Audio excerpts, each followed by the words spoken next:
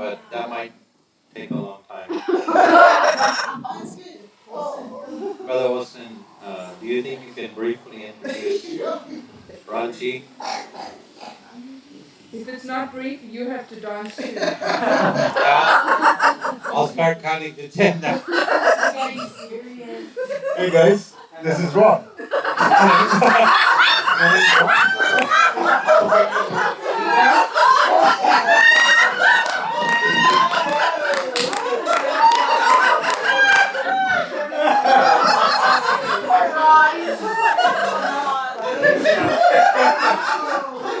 guy can't be a pastor.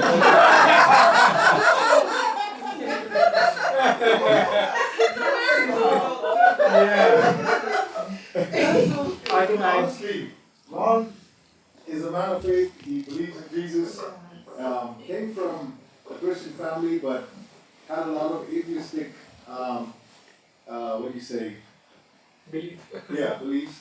And God really delivered him from those things. From, I'm saying, miracle after miracle, he saw in a very tangible sense who God is. So, go ahead, Ron.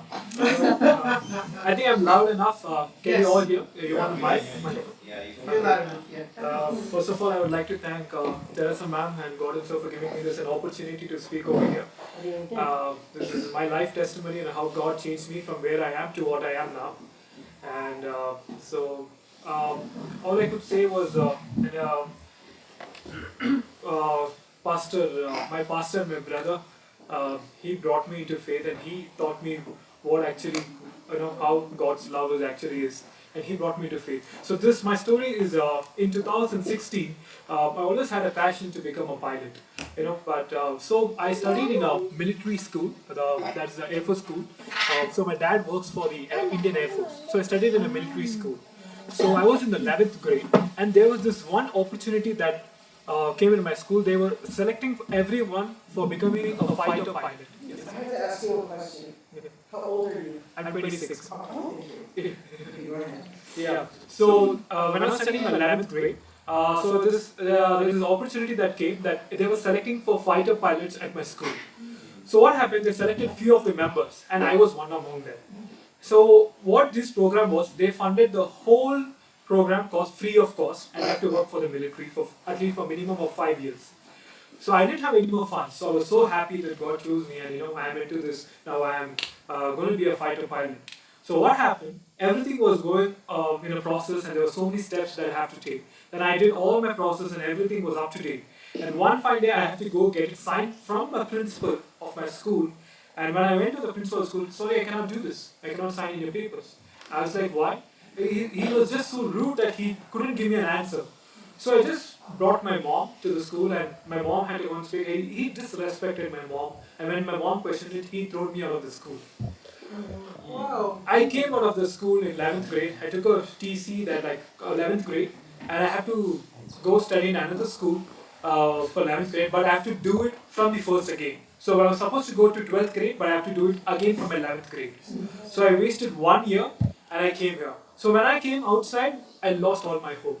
My hope was not there. There was no hope that I could do it, because to become a pilot is an expensive program. It's a very expensive program. As you could see in US, it cost around like $65,000, and my parents were never able to afford it. And all I could remember that day was I was broken and shattered. And our church, there was youth meetings that was to happen. And and that time when I went, and all of a sudden, my brother and my pastor, I could say my brother so my brother came, and he sat with me, and he was like, "What happened? You seem to be, you seem to be upset." So I explained him what happened at that day and what happened, and all he told was one thing: our God is a God who can change everything. Wow. God will change anything. Nothing is small for God. He created this world and He could change everything. He encouraged me so much that that night, and He also said me that you're going to be a pastor to the pilots. He prophesied, and He said that you will ministry at that place. And I was blessed that day. And I got some hope, that hope, it didn't build immediately, but I got some hope. I was like, okay, God is there with me. Let me do what I have to do. So I started to do it again from the first. So I went to 11th grade, I started from the first, and studying it again. I know it's difficult, it's so much of humiliation because you're studying it again. There's no time. So again, started it from first, I studied, then I went to 12th grade, then I cleared it, then again, everything was done. Now, I came to a point, now I have to join a flight school, and I don't have any more funds. All in my account that was left was 3 cents, I could say, and how much it would cost, like a minimum of $40,000. So where is 3 cents and where is $40,000 to start it up at that time? And all is like, I started ministering with my pastor and my brother. Everywhere we used to go, I used to minister. One day, I still remember there's a place called Frasertown, and pastor bought me a roll, and we were sitting over there, and I broke down with my pastor. I said, Pastor, I've shown my balance. It's like just 3 cents. And how is it going to happen? Where will my help come from?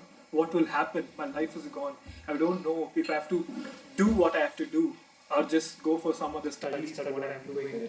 But I remember, that my pastor again said, God can change everything. Yes. So I was like, okay, pastor, I'll do it. And I started ministering. Then a pastor came from England, and I was with him. We went for a ministry outside, and an outreach ministry. And then all of a sudden he came and he put his hand on my shoulders and he said, Ron, you know what? God has called you to become a pastor to the pilots. And this reminded me the second time that I am called for what I am. And that time he prophesied that God will take you through it and you will go it. But it's not going to be an easy way, but it's going to be a tough way. There are going to be so many situations that will come, but you need to know that God is the way and He'll make you go through it. And that is when I was like, God, you are going to do it. And then I was like, and all of this sudden, everything happened. I didn't have any money. And all of a sudden, a miracle happened. My church sponsored me for my training. And when my church sponsored, my Flowers.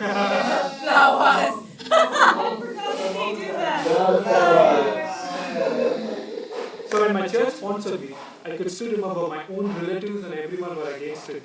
Nobody was supporting me. The only person who trusted me and that I could do it was my church and my pastor, everyone. They were the only person who trusted me. Nobody else, and my family, other than my family, everyone said, okay man, I'm going to do it and I'm going to run away with that money.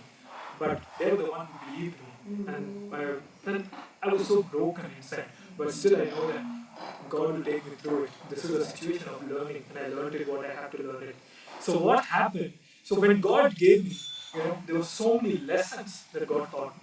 Every way and every situation God taught me. So when God gave me, I thought, wow, I got it. Now I'm going to do it and finish it, and that's it. It's an easy way. But I remembered that God has called me to be a pastor. So now the trials and the temptations and everything came in. So first time, in 2019, when my church sponsored, I was so happily went and applied my visa to New Zealand. I was so happy, God, I'm going to New Zealand. It got rejected in 30 days. I was like, okay, why did it get rejected? When the visa gets rejected, and I lose almost like $1,500 because of the visa fee and there's so many other tax and insurance and everything that comes. And I already lost $1,500. And now the second time I have to apply my visa, I was like, God, you're going to do it and you're going to show me where I know you're going to do it. And I applied my visa. And to my visa decision, to make a decision, it took almost 9 months. Wow. So to make a decision. And you know what? After 9 months, my visa got rejected again. No. I was like, wait a minute, what's happening? What's happening? God, like, what's happening? God, you gave me a promise. Now, I'm confused. What am I doing? Like, everyone's mocking. So the period where I wasted my time was 2 years. From where I got my sponsorship to apply my visa and the time of waiting. So this time of waiting, everyone came, then everyone started to mock at me. They started to laugh at me. Oh, you said you're going. Where you're going, you're not going. My own friends came and said, one of my friends said, why are you alive? I think you should be dead by a sheep. You shouldn't be alive. You should commit suicide, man. Why are you here? I was like, dude, if I'm alive, I'm alive. Why should I die? And God gave me a promise. He will do it. But those times, God taught me of waiting and patience. Have patience. Yes. You will know for why there's a delay in your life. And guys, what happened? All my friends went to New Zealand, and I was the only one who was left out in Chennai. The only one who was left out, and I was staying there. When I stayed there, I felt so broken, God, because every night I couldn't sleep. Every night, there's someone, saying what happened. I couldn't do anything. all I could say was just pray about, and I was just with my pastor ministering and just doing what I could do. I was just with him, and my pastor knows it. Day and night, I was with him. We were going anywhere, I was with him. So that's how I was with him, and I was close with him. You know, and that's when I realized COVID came. And when COVID came, the whole world was shut down. And my friends who went, they paid the fees 3 times more the whole fees. So from $40,000, they paid $85,000. And that's when God saved me from not going.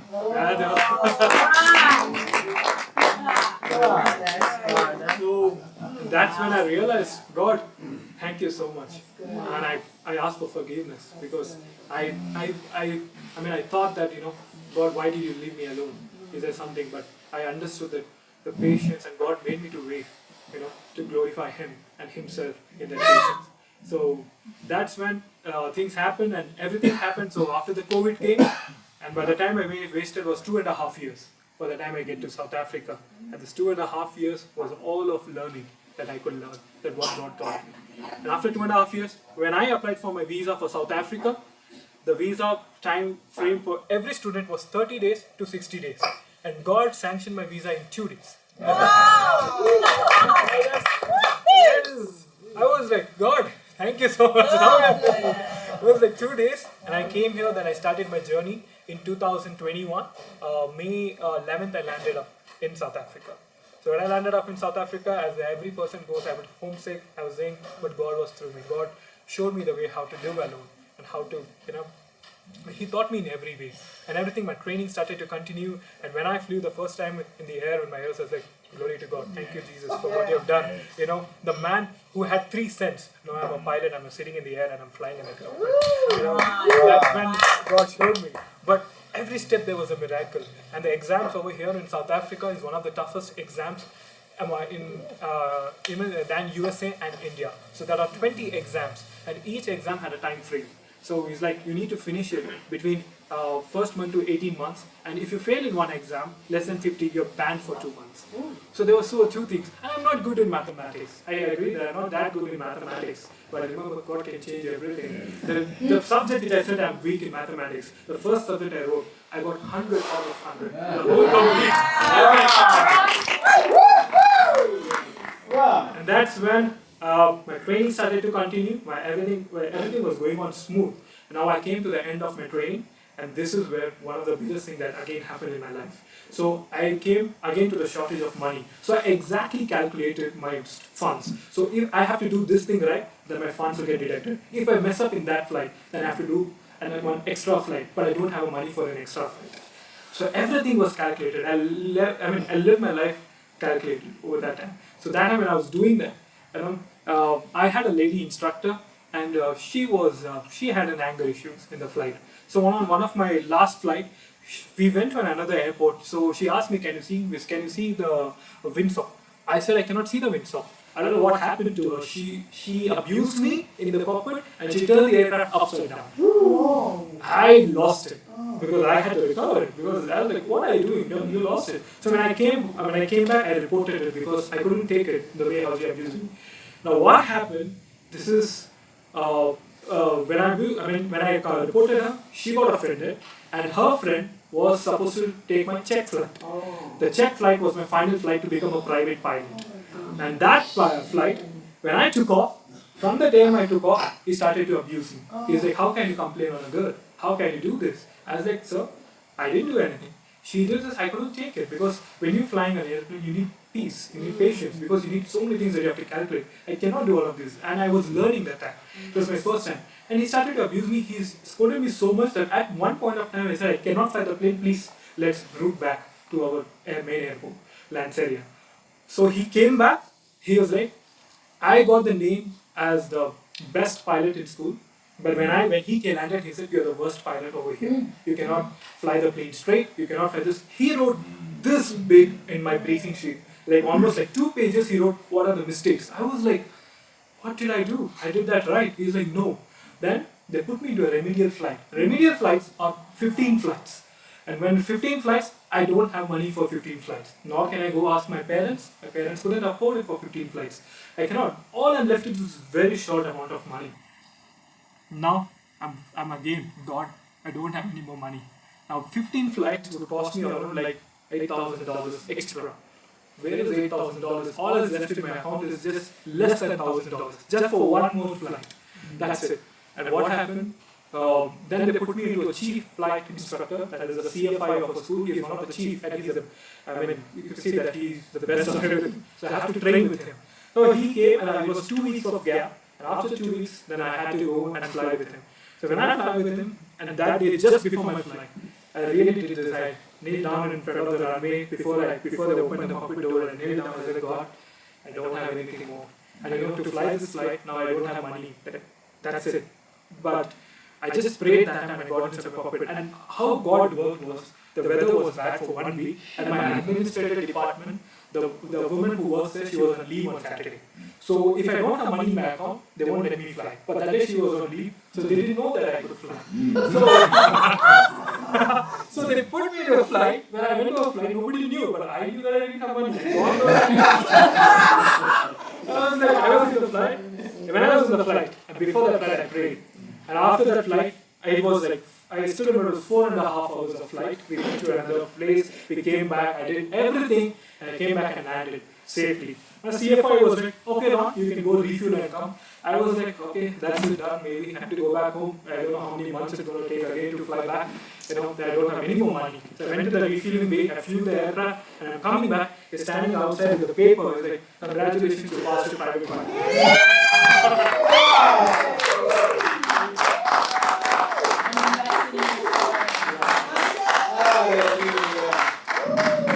He was the CFI, and that is me. Congratulations.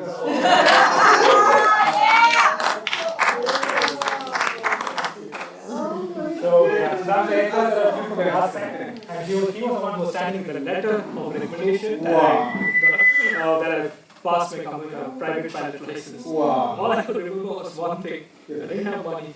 It was nothing I have. It's like 2,000 rands is like less than $100. But to fly with the aircraft, we needed at least $400 to $500. But with $100, I got a license. God changed my situation completely. It was done like God said, that's it, son, I'm done. You got your license, you were called for what you are. And I got it, and that day I really told him, sir, it's not because of me, he gave me my license. I didn't have money to fly, and he knows my story. And I said, I really didn't have money to fly, but God gave it to me. From 15 flights, it made up in one flight. And again, my school saw what I did, and he was a CFI. He said what the previous instructor did was wrong to me. And it was not, whatever he wrote on my sheet, he turned that sheet and he said, I'm fit to fly with everything, excellence. I got 5 on everything. Yes. And so this is where I became a private pilot in 2021. Then I didn't have funds to start my commercial license to get into airlines, so I went back to my country and then again started. I worked in an IT company for saving fund. I couldn't save much of my money, but I saved a little bit of money, and I managed to come up again. And I saved I needed around $25,000. So I saved and I took money from loan and other people, like $10,000, $10,000 to $12,000. So when I came back over here again with the $12,000 this January, what happened was my bank did some mistake that my money got stuck. They did some mistake that the money got stuck for 2 months. I didn't have any more money when I came here, and 2 months I didn't have food. I didn't have anything. So, but God provided me. My friends used to come in, but God sustained me. He gave me the grace. He gave them the miracle was not always seeing something happen. Miracle was giving the grace for me, to see the next day. For 2 months I didn't have anything to do, and when that money came, I got that money half. Like from $10,000, it came up to like $7,000. The $3,000 was gone because of the fine amount, and I lost so much of money. And all I left was $7,000. But still, I trusted God, and God, I know He will do it. And He has brought me till here, and He is faithful enough to finish what He has started. Yes. So that's what I believe in, and that's when I go in. And now I'm continuing. I'm done with my training, and I finished all the $7,000. Now I'm in my final stage of training, but I have to pay my fees. That's almost like $12,500 for the money which I lost. And I stopped flying January 4th. From January 4th to now, I've stopped flying. But God, I still believe that God can do it. What He has done, He's faithful enough to finish it. And this is the end of my testimony. And I once again thank our pastor, auntie, and our church for supporting me till here and trusting me. That is one nobody trusted me, but except them, they trusted me that I could do it and I could finish it. And thank you so much, auntie. And thank you. So this was when I started my simulator flight. And one of my flights, this was all my recent flights, and that's one of the videos that I was just doing an aerobatics. Can you have a video? So, I was just doing an aerobatic flight. That's with Dan for 1,000. Kumar is the one who dreamt about you. Yes, Pastor. Here's Kumar, here our pilot. yes, and Pastor Yashwant Kumar is like my father, and in 2018, he called me a friend and he prayed for me that that everything God will provide for everything. And he was the one. He said, "I'm going to sit in my cockpit at the Venyam plant." And I still remember his blessings is upon me. And Pastor Andrew, this is like a mother Andrew for our whole church. So thank you everyone. Thank you once again.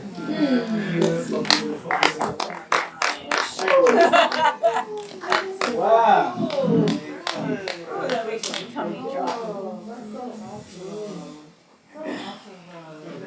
That is awesome. Good job. Thank you so much.